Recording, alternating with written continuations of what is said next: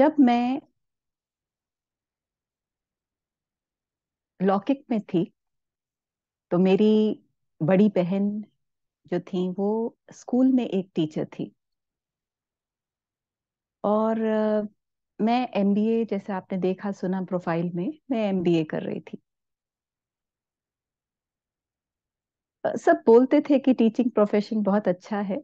और मेरी लौकिक बहन जो थी वो अपने स्कूल में अवार्ड ले चुकी थी बेस्ट टीचर का। लेकिन जब भी मैं उनको पढ़ाते हुए देखती थी तो कभी कभी उन्हें डांटना पड़ता था बच्चों को। कभी कभी बहुत जब बच्चे समझते नहीं थे तो हाथ भी उठा लेती थी बच्चों पर। उनके फायदे के लिए ही उठाती थी। बच्चे अच्छा पढ़ भी लेते थे, समझ भी लेते थे। लेकिन मुझे पता नहीं क्यों ये सब देखकर ऐसा लगता था कि मैं टीचर नहीं बन सकती, क्योंकि मुझे मारना अच्छा नहीं लगता। मैं नहीं मार सकती बच्चों को, और मैं मारना भी नहीं चाहती। मैंने एक बार कोशिश भी की थी एक बच्चे को पढ़ाने की। छोटा सा बच्चा था, उसको 9 का टेबल सिखा रही थी, 7 का टेबल सिखा रही थी। और जहां 7 7 सा 49 आता है वो हमेशा 42 बोलता था। मैं उसे 10 बार, 20 बार, 100 बार बोलती थी कि आज अब आप ये रट के आएंगे। यही बस एक रटना है आपने, 7 7 सा 49। वो बोलता था ठीक है। अगले दिन वो फिर आता था और फिर बेचारा 7 7 सा 42 बोल देता था। वो उस पर ही अटक जाता था। और मैंने ठान लिया था कि मैं मारूंगी नहीं, मैं डांटूंगी नहीं, मैं मारूंगी नहीं। मैंने हाथ जोड़े और मैंने कहा, बेटा आप जाइए, आप अपने घर जाओ, आराम से बैठो, कोई बात नहीं, कोई टेंशन नहीं लेना। लेकिन मेरे अंदर एक बात जो उस दिन से घर कर गई कि मैं शायद एक टीचर कभी नहीं बन सकती। लेकिन समय जैसे जैसे आगे बीता, कहते हैं ना, नर चाहत कुछ और की और भई। हाँ? तो बाबा को कुछ और ही पसंद था। बाबा का प्लान ही कुछ और था मेरे लिए। तो बाबा ने एमबीए वगैरह तो सब कराया, लेकिन फाइनली बाबा ने ब्रह्मा कुमारी टीचर बनाया। और टीचर भी कौन सी वाली है?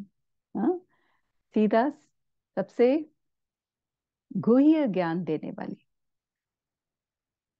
और उसका भी मैं अगर आपको बताऊं तो शुरुआत कैसे हुई। सबसे पहले तो हम एक टीचर की बात हो रही है, बहुत सुंदर अव्यक्तवाणी में सुन रही थी अभी। टीचर का मतलब है निमित्त। निमित्त, ये जो शब्द है ना, निमित्त, ये अपने आप में ही बहुत गहराई रखता है। निमित्त माना मीडियम। जितना ज्यादा मैं निमित्त हूं उतनी सफल मैं एक टीचर हूं। तो ये बात मैंने अनुभव से सीखी। क्योंकि जब मैं ब्रह्मा कुमारी सेंटर पे शुरू शुरू में गई थी, नई थी, तो मुझे कुछ नहीं पता था। कोर्स तो किया हुआ था, सब ज्ञान आता था, लेकिन कोर्स कराना कैसे होता है, दूसरों को सिखाना कैसे होता है, इस बात का मुझे जरा भी अंदाजा नहीं था। मैं देखती थी जब दूसरी बहनें कोर्स कराती थी, सुनाती थी, तो मैं सोचती थी मैं जरा जाके बैठूं उनके साथ सीखूं। फिर मैं देखती थी कि बड़ी दीदी बाकी बहनों को काफी स्ट्रिक्टली बोलती थी कि तुमने जो सिखाया दूसरे के पास, दूसरे के अंदर तक गई नहीं बात, आपने ठीक से नहीं समझाया, आप ठीक से आ, उनको मोल्ड नहीं कर पाते हो, आप अपनी बात दूसरे तक रख नहीं पा रहे हो, आ, व्यक्ति के ऊपर प्रभाव नहीं पड़ रहा। तो जब मैं दीदी को देखती थी ये बातें बोलते हुए तो मैं बहुत घबरा जाती थी। मुझे लगता था कि मुझे तो कोर्स बिल्कुल भी नहीं कराना आता, तो अगर मैं कराऊंगी तो दीदी मुझे तो फेल कर देंगी। लेकिन जब मैं बैठती थी दूसरी बहनों के साथ सीखने के लिए कि भाई चलो ये करा रही हैं तो मैं बैठ के देखूं, तो उसी वक्त तुरंत कुछ ऐसा होता था कि दीदी मुझे बुला लेते थे। दीदी बोलते थे, नहीं आप यहाँ क्यों बैठे हैं, आप इधर आओ, आपको दूसरी सेवा देनी है। तो कुदरती कुछ ऐसा हुआ कि मैं सीख भी नहीं सकी। अब एक दिन ऐसा आ गया जब दीदी ने मेरी तरफ देखा और कहा कि आज आप कोर्स कराएंगे। मेरे तो पैरों तले जैसे जमीन खिसक जाती है, बिल्कुल ऐसा ही मेरे साथ कुछ हुआ। मैं बहुत घबराई। और एक बहुत अच्छा व्यक्ति था, अ, याद है मुझे उनका नाम, शायद राकेश कोचर ऐसे कुछ नाम था उनका। और बहुत ही अच्छे वीआईपी जैसे होते हैं उस टाइप के वो व्यक्ति थे। और दीदी ने उनको मेरे सामने बिठा दिया और कहा ये आपको कोर्स कराएंगे। उस दिन मैंने जितना बाबा को याद किया होगा, मुझे नहीं लगता मैंने उससे उससे ज्यादा कभी बाबा को उस समय तक याद किया होगा। तो मैंने बाबा को बहुत याद किया, पापा को बहुत बोला, बाबा मुझे तो मुंह खोलना भी नहीं आता, अब ये व्यक्ति मेरे सामने बैठ गया है। बाबा मुख मेरा होगा, मैं हिम्मत का कदम उठाऊंगी, मैं बोलूंगी, लेकिन शब्द आपके होंगे। अब मैं ऐसा अपने को निमित्त समझ कर बैठी। उस दिन मुझे एक चीज जो सीखने को मिली वो थी, निमित्त कैसे बना जाता है। मेरे मुंह से जो भी निकल रहा था, मैं इस विश्वास, इस दृढ़ता, इस एहसास, गहरे एहसास के साथ बैठी थी कि मैं नहीं बोल रही, ये बाबा बोल रहे हैं। मैं बोल ही नहीं रही, बोल तो बाबा रहे, बाबा ही बोल रहे हैं। ये मैंने अपने आप को इतना विश्वास दिला दिया कि वो व्यक्ति सुनता गया, मैं बोलती गई, बोलती गई, बोलती गई। और जैसे ही 1 घंटा पूरा हुआ, वो बाहर गए। दीदी बाहर बैठे थे। दीदी ने उनसे पूछा, आपको कुछ समझ आया? ये नई बहन है, इसको अभी कुछ अनुभव नहीं है, पता नहीं कितना समझा पाई होगी। वो भाई ने कहा, आज मेरी बुद्धि का ताला खुल दिया इन्होंने। वो बात सुनते ही मैंने जो ऊपर देखा, बाबा को याद करके प्यार से थैंक यू बोला बाबा को। और वो दिन है और आज का दिन है। आप यकीन मानिए, आज भी इतने वर्षों के बाद मैं जब कोर्स कराने या कोई भी क्लास कराने बैठती हूँ, मैं पहले बाबा को बोल देती हूँ, बाबा मैं जीरो बनकर बैठ रही हूँ। जीरो मतलब बिल्कुल जीरो। मैं सिर्फ हिम्मत रखूंगी मुंह खोलने की, बोलना आपको है। और आज भी मैं ये अनुभव करती हूँ कि आज भी सामने जो व्यक्ति बैठे होते हैं, वो ये बात बोलते हैं कि दीदी, मैं जो आपसे पूछना चाहता था वो तो आपने मुझे पहले ही बता दिया, अब मैं क्या पूछूं। बहुत से अनुभव ऐसे हुए मुझे। एक बार जैसे कि मेरी हमेशा आदत रही है कि मैं हर बार कोर्स कराने से पहले 1 मिनट का साइलेंस लेती हूँ और बाबा को बुलाती हूँ। तो उस दिन भी एक 10th क्लास की बच्ची वो कोर्स कर रही थी। तो वो मेरे पास आती थी और बहुत ही मुस्कुराता हुआ चेहरा, इतनी प्यारी स्माइल उनके चेहरे पर, देखकर कोई भी कहेगा कि बहुत ही खुशनुमा बच्ची है। और ऐसे ही वो रोज आती थी, उस दिन भी वो आई, बैठी। मैंने 1 मिनट का साइलेंस लिया, बाबा को याद किया। बाबा ने मुझे तुरंत एकदम से टचिंग दिया कि बच्चे, बुक बंद करो और उससे पूछो कि वो कैसी है। तो मैंने बुक बंद करी और मैंने सिर्फ उनसे इतना पूछा, आप कैसे हैं। वो मुस्कुरा रही थी अभी भी, लेकिन जैसे ही मैंने ये सवाल पूछा, वो इतनी बुरी तरह रोई, फूट फूट कर रोई, आधे घंटे तक रोती रही। वो इतनी भरी हुई थी, इतनी भरी हुई थी कि अगर मैं उनको कुछ सुनाती तो शायद वो कुछ भी समझ नहीं रही थी, शायद उस दिन समझ ना पाती उस दिन। और मैं सुना सुना के अपना काम तो मैं पूरा कर देती, कि मुझे एक चैप्टर कराना है तो मैं करा देती। तो टीचर बनना, एक सफल टीचर बनना, उसके लिए मैंने जो पाठ सीखा बाबा से, जो बाबा ने मुझे पर्सनली ये पाठ सिखाया, वो पाठ सिखाया निमित्त का।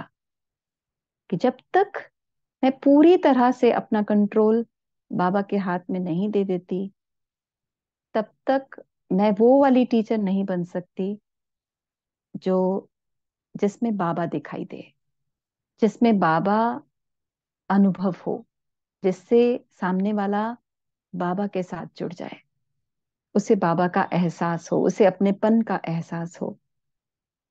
तो टीचर, जो मैंने अपने लाइफ स्पैन में जो सीखा है, टीचर का मतलब होता है सबसे पहले एक साइंटिस्ट, मदर, साइकोलॉजिस्ट, लीडर और बहुत अच्छा स्टूडेंट। मैं ऐसा महसूस करती हूँ कि टीचर के अंदर ये सब समाये हुए होते हैं। जब एक बच्चा पहली बार अपने घर से छोड़कर स्कूल में आता है, पहली बार आता है स्कूल में, तो माँ को छोड़कर आता है। माँ को छोड़कर आता है तो ऐसा महसूस करता है कि, माँ भी ऐसा महसूस करती है कि जो टीचर उसे स्कूल में मिलेगी वो उसकी माँ का रोल प्ले करेगी। और जब बच्चा भी स्कूल में कोई तकलीफ महसूस करता है तो बड़े प्यार से टीचर को माँ समझकर, टीचर की उंगली पकड़कर टीचर को कहता है कि मुझे ये चाहिए, मुझे ये तकलीफ है। तो टीचर एक मदर होती है, जो मैंने भी इस यात्रा में अनुभव किया। कि कोर्स तो कराया, सब कुछ अच्छा किया, लेकिन उसके बाद एक मदर का रोल शुरू होता है, जिसमें उस बच्चे के अंदर के हर भावना को हमें महसूस करना होता है कि वो कैसा महसूस कर रहा है, क्या महसूस कर रहा है, क्यों महसूस कर रहा है। आज वो उदास है, आज वो अच्छा फील कर रहा है, आज बहुत ज्यादा खुश है, ऐसा क्यों है, कारण क्या है, उसका निवारण क्या है। अगर वो दुखी है तो उसका निवारण क्या है, ये सब सोचना पड़ता है। और उनकी भावनाओं की पालना करनी पड़ती है, उनको भावनात्मक रूप से सक्षम बनाना होता है। ये इस यात्रा में मैंने लर्न किया कि एक टीचर को एक माँ बनकर अपने स्टूडेंट की भावनाओं को भी महसूस करना होता है। दूसरा, फिर एक टीचर जो है, उसको एक अच्छा स्टूडेंट बनकर सामने प्रत्यक्ष एक दिखाना होता है, मिसाल, एग्जाम्पल। तो मैंने भी अनुभव किया कि जब मैं मुरली सुनती थी तो मैं रोज मुरली में से कोई ना कोई एक होमवर्क निकालती थी। मैं होमवर्क निकालती थी और मैं अपने आप को अंदर ही अंदर दृढ़ता से बोलती थी। जैसे बाबा ने कभी कहा कि तुम्हें तो लक्ष्मी नारायण के मंदिर में जाना चाहिए और वहां जाकर समझाना चाहिए। तो मैं ऐसे ऐसे, मुझे अच्छा लगता था, उमंग उत्साह तो था ही बहुत। तो मैं सोचती थी आज तो ये मैं करूंगी, आज तो मैं मंदिर में जाऊंगी और वहां जाकर समझाऊंगी। तो जब मैं ऐसा दृढ़ संकल्प करती थी तो मैंने नोट किया कि जो स्टूडेंट्स जुड़े होते थे साथ में, तो वो भी कहते थे दीदी आप जा रहे हो तो हम भी जाएंगे। मैं अगर डायरी पेन लेकर बैठी हूँ, कोई और दीदी अगर मुरली सुना रही हैं, मैं लिख रही हूँ, तो स्टूडेंट्स को भी ऐसा महसूस होता था कि दीदी बैठी है तो हमें भी निकालनी चाहिए। तो मैं इस तरह से मैंने नोट किया कि अगर मैं एक अच्छा स्टूडेंट हूं तो मैं एक अच्छा टीचर भी हूँ। तो ये भी इस यात्रा में मैंने अनुभव किया कि स्टूडेंट भी एक अच्छा बनकर दिखाना, और दिखावा नहीं, टीचर की लाइफ में दिखावा नहीं होना चाहिए। कि क्योंकि अगर आप वो पुरुषार्थ नहीं कर रहे हैं लेकिन दिखा रहे हैं कि मैं वो पुरुषार्थ कर रही हूँ। कई बार हम टीचर बनकर स्टूडेंट से पूछते हैं, आपने क्या किया, आपने क्या किया, आपने अमृत वेला किया, आपने ये सुना, आपने आज कितनी बार मुरली को आपने मुरली में से क्या क्या पॉइंट्स निकाली, मनन किया, मंथन किया। लेकिन अगर आप अपने आप से पूछें, आपने किया, और अंदर से जवाब आता है मैंने तो नहीं किया, तो इसका मतलब मुझसे एक अभी अभी वाइब्रेशन निकलकर उन सभी स्टूडेंट्स के पास पहुंची है। असत्य की वाइब्रेशन, अविश्वास की वाइब्रेशन, धोखे की वाइब्रेशन। और इससे मेरा अभिमान बढ़ता है, मेरा स्वमान घट जाता है, क्योंकि मुझे पता है कि मैं वो नहीं करती हूँ। सिर्फ मुझे पता है कि मैं वो नहीं करती हूँ। और स्टूडेंट के सामने मैंने क्या दिखाया उनसे पूछकर, कि मैं तुमसे पूछने का अधिकार रखती हूँ क्योंकि मैं करती हूँ।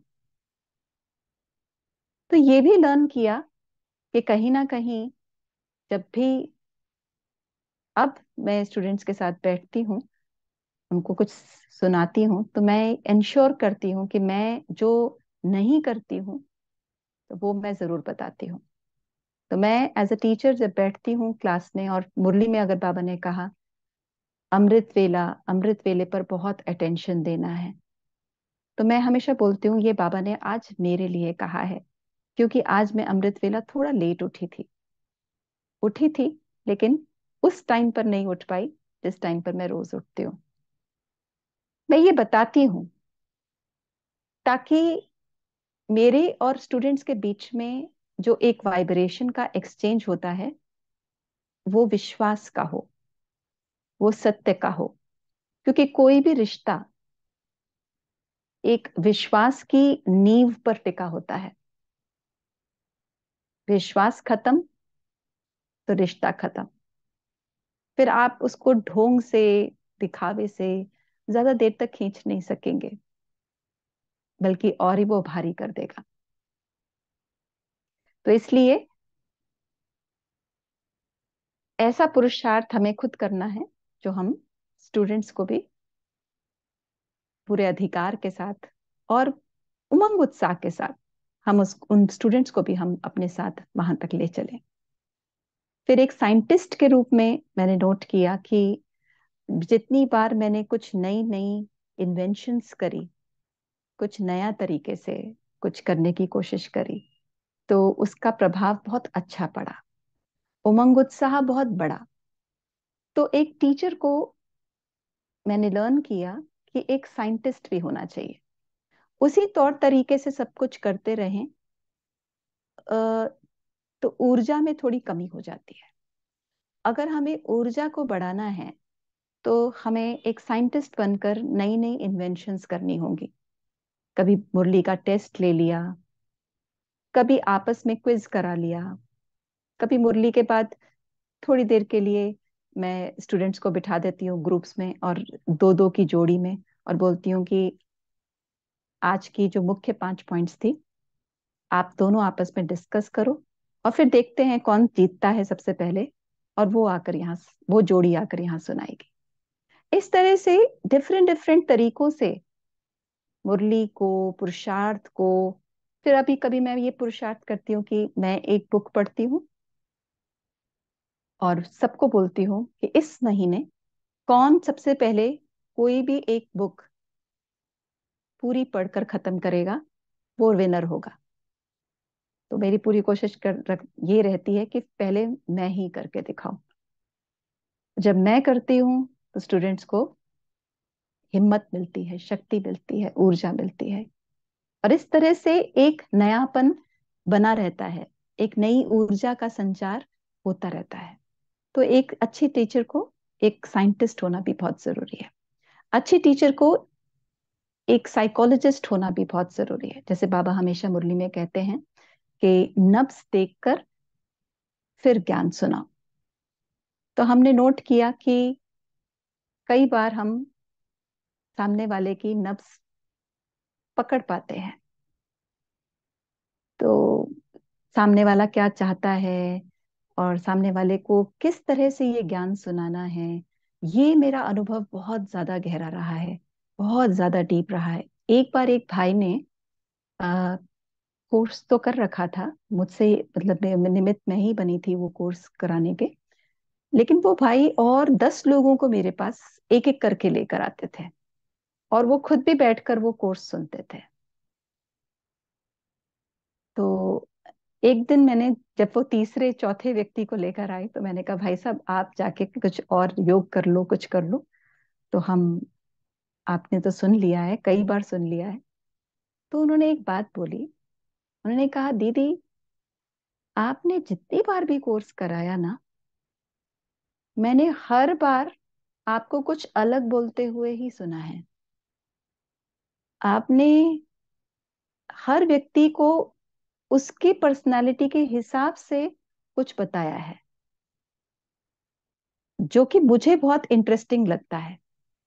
मुझे सुनने में और समझने में मुझे बहुत उससे वो मिलता है।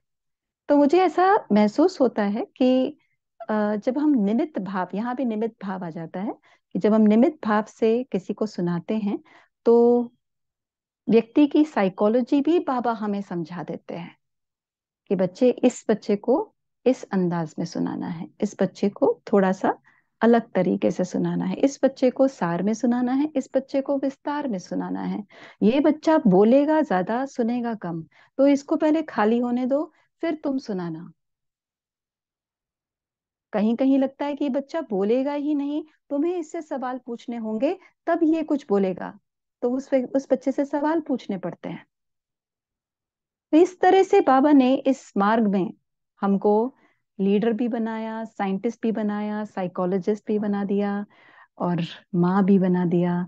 बहुत सारे रूप बाबा ने, एक टीचर के ही अलग अलग रूप। लेकिन जो फाउंडेशन है वो है निमित्त भाव, जिससे ही हमारी शुरुआत हुई थी इस जर्नी में।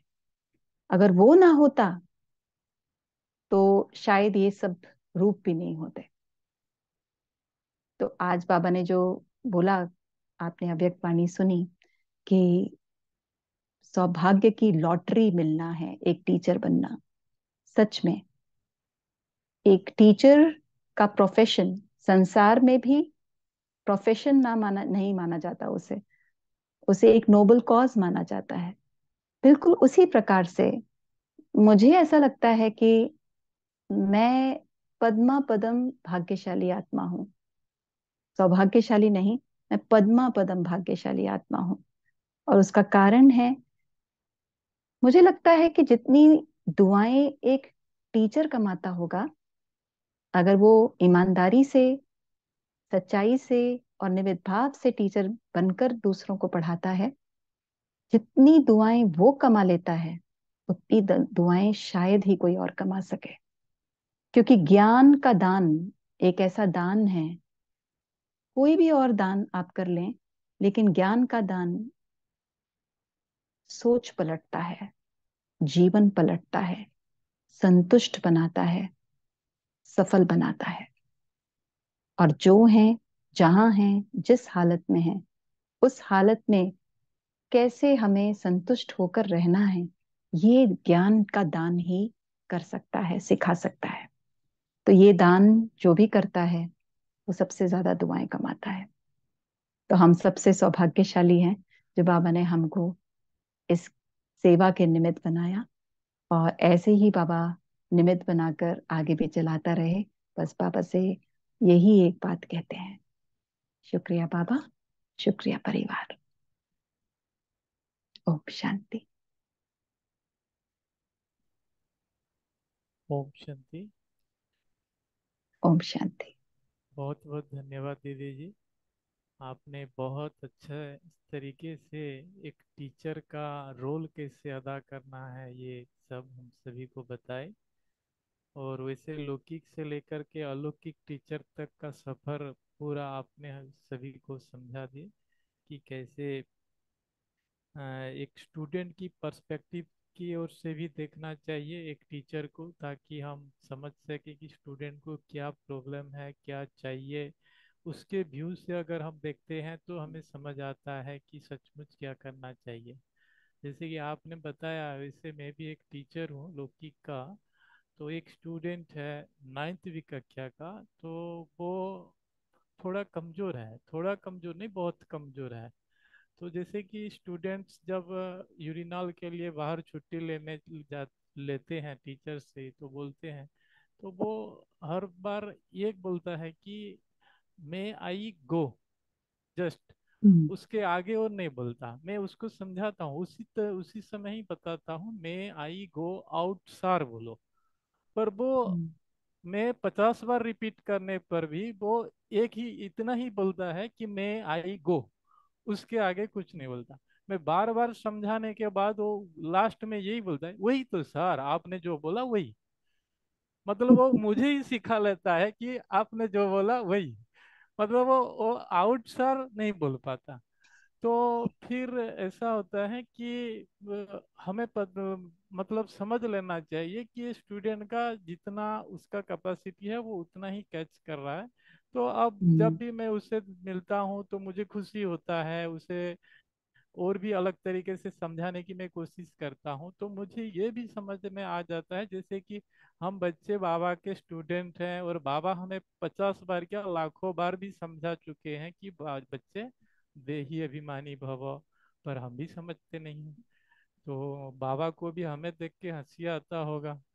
तो सही बात है कि हर चीज एक टीचर के हिसाब से भी देखना है और एक स्टूडेंट के हिसाब से भी देखना है। तो आपसे हमें बहुत अच्छी चीजें सीखने को मिला। और लास्टली आपने हमें ये भी बहुत सुंदर तरीके से बताया कि ज्ञान दान महान दान होता है, और ये एक जीवन बनाता है, एक जीवन नहीं हजारों लाखों जीवन बनाता है।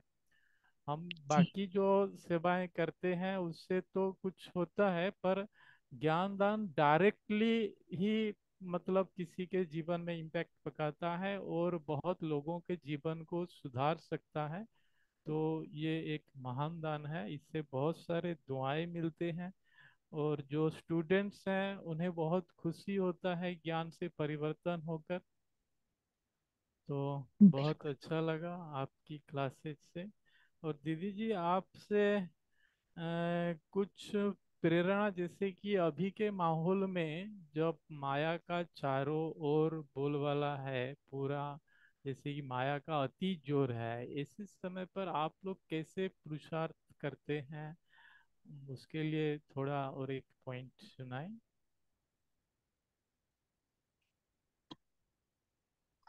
माया तो बाबा ने कहा है कि अंत तक आएगी, और आना जरूरी भी है। मैं यही कहती हूँ, स्टूडेंट्स भी अपनी अपनी परेशानियां लेकर मेरे पास कई बार आते हैं तो कहते हैं दीदी बहुत माया आ रही है।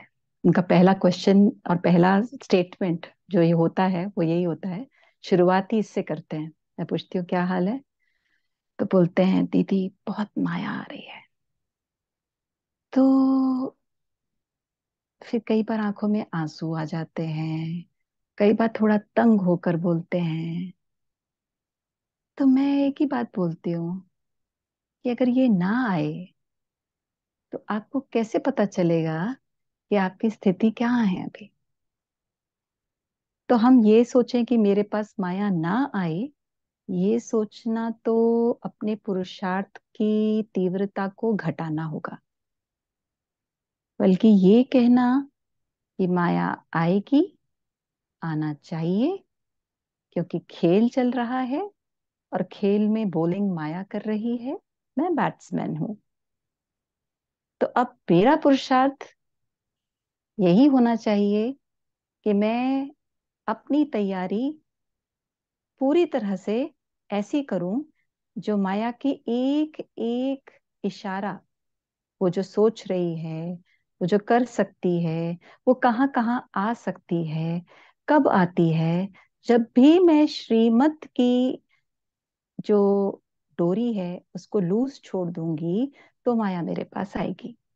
बाबा ने एक बार अव्यक्त वाणी में कहा था, बच्चे जब भी तुम्हारे जीवन में कोई उदासी आए तो समझ लेना, चेक करना कौन सी श्रीमत की अवहेलना की है, अवज्ञा की है। तो सिंपल सी बात है, अगर हम पहली श्रीमत को ही पकड़ लें, टाइट कर लें, तो गाड़ी पटरी पर अपने आप चलती जाएगी। हमारे जीवन की पहली श्रीमत है अपने को हर समय आत्मा अनुभव करना, उस बिंदु सितारे को यथार्थ रीति समझकर उसे अनुभव करते जाना। बार बार बिंदु बन बिंदु बाप को याद करते जाना, क्योंकि अब घर जाना है। तो ये जितना प्रैक्टिस मैं करती जाऊंगी, कुछ लोग कहते हैं ये होता नहीं है, तो होता नहीं है तो उसके लिए एक ही इलाज है, और वो है एक्सरसाइज। बाबा ने कहा मोटी बुद्धि महीनता में नहीं जा पाती है, तो मोटी बुद्धि को पतला करना है। पतला करने के लिए एक्सरसाइज होती है, और एक्सरसाइज जो बाबा ने बताई है वो है आना और जाना। परंधाम जाना, बाबा को टच करना, वापस आ जाना। ये आना जाना आना जाना आना जाना, ये हम जितनी बार करेंगे उतनी बार मोटी बुद्धि पतली होती जाएगी। जितनी बार वो पतली होती जाएगी उतना वो हल्का होकर उड़ पाएगी, ज्यादा समय योग में रह पाएगी, स्थित हो पाएगी। तो अगर योग नहीं लगता तो एक्सरसाइज कीजिए, एक्सरसाइज कीजिए। सीधा योग में बैठने का प्रयास मत कीजिए, पहले ड्रिल्स कीजिए। जितना हम ड्रिल्स करेंगे उतना हम बहुत फ्लेक्सिबल होते चले जाएंगे, लचीले होते चले जाएंगे। और फिर हमें जितनी देर भी आगे चलकर योग में बिठाया जाए, हम योग युक्त होकर बैठ पाएंगे। तो ये ड्रिल्स बहुत मदद करती हैं। छोटी छोटी होती हैं, एक एक मिनट की होती हैं। और आजकल जो आपने पुरुषार्थ पूछा, तो पुरुषार्थ आजकल, मेन पुरुषार्थ जो आजकल चल रहा है वो ट्रैफिक कंट्रोल का चल रहा है। क्योंकि हम बाकी पुरुषार्थ तो बहुत अच्छे से कर लेते हैं, मैं भी करती थी, सारी पुरुषार्थ पे बहुत अटेंशन था। सिर्फ एक ट्रैफिक कंट्रोल को मैं जब भी पोता मेल लिखती थी, तो पोता मेल में मैं ट्रैफिक कंट्रोल को सिर्फ ऐसे लिख देती थी, आ, एक बार किया करके मैं छोड़ देती थी। लेकिन मैंने नोट किया कि अगर ट्रैफिक कंट्रोल नहीं हुआ तो आपकी स्थिति कहीं ना कहीं डगमग पूरे दिन में, चाहे अंदर में हो लेकिन होगी जरूर। लेकिन ट्रैफिक कंट्रोल अगर किया, और वो भी हर 1 घंटे के बाद किया, तो आप 8 घंटे के योग युक्त स्थिति तक पहुंच सकते हैं। क्योंकि वो 1 मिनट 1 घंटे की स्थिति बहुत अच्छी बना देता है। तो अब हमने अपने फोन पर ऐसा एक सिस्टम बनाया कि हर 1 घंटे के बाद एक ही गीत हम चलाते हैं, और वो गीत है अंतर मन में ज्योति जगा लो। जो 7 बजे का ट्रैफिक कंट्रोल है, वो हम हर 1 घंटे के लिए चलाते हैं। बस जब जिस समय हम विश्राम कर रहे हैं, वो 1-2 घंटे का, वो उस टाइम पे हम थोड़ा बंद कर देते हैं, लेकिन बाकी सारा दिन वो चलता है। अब चाहे अज्ञानी आत्माएं आए सामने, चाहे ज्ञानी, लेकिन जैसे ही वो बचता है, सब साइलेंस में जाते हैं और बहुत ही सुंदर अनुभव करते हैं। क्योंकि गीत अपने आप में भी बहुत पावरफुल है, और आप उस पर ट्राई कर सकते हैं। आप भी हर 1 घंटे के बाद आप ट्रैफिक कंट्रोल सेट कर लीजिए। उसको कस्टम में जाकर सेट करना होता है, सेट कर लीजिए। और आप देखिए इसके बाद आप स्थिति बहुत मजबूत बनेगी। और माया अगर आने वाली होती भी है, तो आपको ट्रैफिक कंट्रोल के समय पता चल जाता है। सुबह का ट्रैफिक कंट्रोल अक्सर बहुत पावरफुल होता है, लेकिन जब दोपहर में आते हैं, तब अपने आप को ही ट्रैफिक कंट्रोल करते हुए हम बता पाते हैं कि देखो कितना माया से घिर रहे थे तुम, क्योंकि कहीं ना कहीं माइंड बहुत वेवर करता है उस टाइम पे, इधर उधर की बातें बहुत आती है। तो वो ट्रैफिक कंट्रोल एक चेकिंग का सिस्टम बन जाता है कि अच्छा, इतना मन के अंदर हलचल थी, अब ठीक करते हैं इसको। तो वो एक चेकिंग का सोर्स बन जाता है। तो ट्रैफिक कंट्रोल पे बहुत अटेंशन अब दिया है। और साथ साथ थोड़ा अ, हमने डाइट के ऊपर भी अटेंशन दिया है, क्योंकि अ, बिना सूक्ष्म भोजन के पुरुषार्थ करना असंभव है। तो ब्राह्मण जीवन में वे माया जीत बनने के लिए सबसे पहला एफर्ट जो हमें करना है वो भोजन पर करना है। तो अभी हमारा भोजन के ऊपर भी बहुत वो चल रहा है, जिसको हम सूक्ष्म पे सूक्ष्म करते जा रहे हैं। ज्यादा से ज्यादा लिक्विड्स ले रहे हैं, और सॉलिड बहुत थोड़ी देर के लिए, अ, कम समय के लिए, एक भोजन दो भोजन सॉलिड के, बाकी ज्यादातर हम पूरा दिन में लिक्विड्स, स्मूदीज या कुछ भी और ऐसा कुछ लेते हैं, ताकि हमारा जो डाइजेस्टिव सिस्टम है वो, उसको कम काम करना पड़े। तो जितना हम सूक्ष्म भोजन करेंगे उतना हल्के रहेंगे, और हल्का जो होगा वो मन से भी हल्का रहेगा और स्थिति में भी हल्का रहेगा। इसलिए भोजन के ऊपर भी अटेंशन दे रहे हैं, ट्रैफिक कंट्रोल पे भी। बाकी अमृत वेला, मुरली क्लास, मुरली का टेस्ट लिया जाता है, और मुरली की क्विज होती है, और मुरली का मंथन होता है। इस तरह से पुरुषार्थ चलता है। और पोता मेल जरूर दिया जाता है। पोता मेल तो बहुत ज्यादा जरूरी है। हम लोग चार्ट भरवाते हैं स्टूडेंट से भी, खुद भी। और उस चार्ट में हर एक को अपना ग्राफ दिखाई देता है कि कितने उनकी पुरुषार्थ रहा, कैसा पुरुषार्थ रहा। और हम एक्चुअली इसको थोड़ा इंटरेस्टिंग बना रहे हैं अभी, तीव्र पुरुषार्थ को। हम इसमें कंपटीशन को बहुत ला रहे हैं। कंपटीशन से क्या होता है, जब आप कंपटीशन रेस करते हैं, बाबा जैसे कहते हैं ना, रेस करो। रेस करने से क्या होता है, उमंग उत्साह बढ़ता है। एक करके दिखाता है, और अगर वो बूढ़ा हो तो बाकी सबको अपने आप आ, हिम्मत मिलती है कि अगर ये कर सकते हैं तो हम क्यों नहीं कर सकते। तो इस तरह से हम रेस करते हैं आजकल। हर चीज में हम रेस करते हैं। मुरली से रोज एक होमवर्क उठाते हैं और एक रेस करते हैं। जैसे आज बाबा ने बोला बिंदु बनकर बिंदु बाप को याद करो, तो आज की रेस थी कि कौन सबसे ज्यादा बिंदु बनकर बिंदु बाप को याद करता है। और फिर हम लोग ग्रुप बनाते हैं, और ग्रुप के अंदर हम डालते रहते हैं। एक दिन का होमवर्क हो जाता है कि आज सब याद कराएंगे कि बिंदु बनकर बिंदु बाप को याद किया। तो जो भी जिसको भी फुर्सत मिलती है वो ग्रुप में डाल देता है।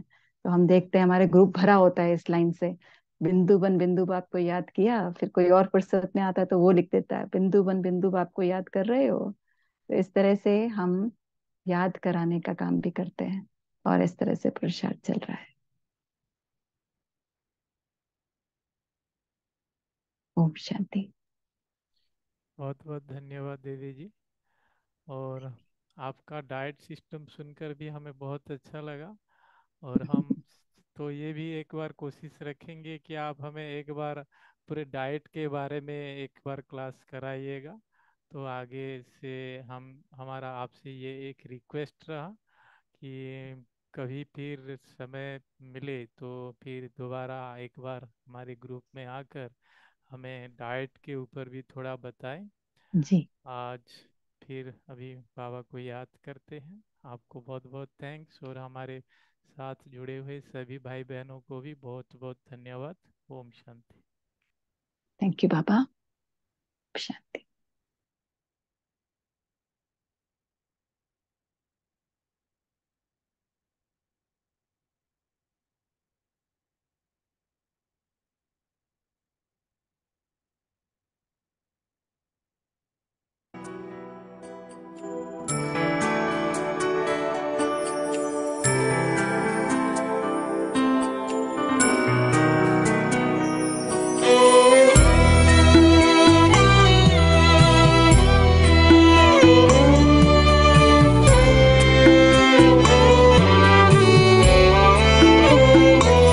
आपको मैं निरंतर निहारा करूं मेरे बाबा।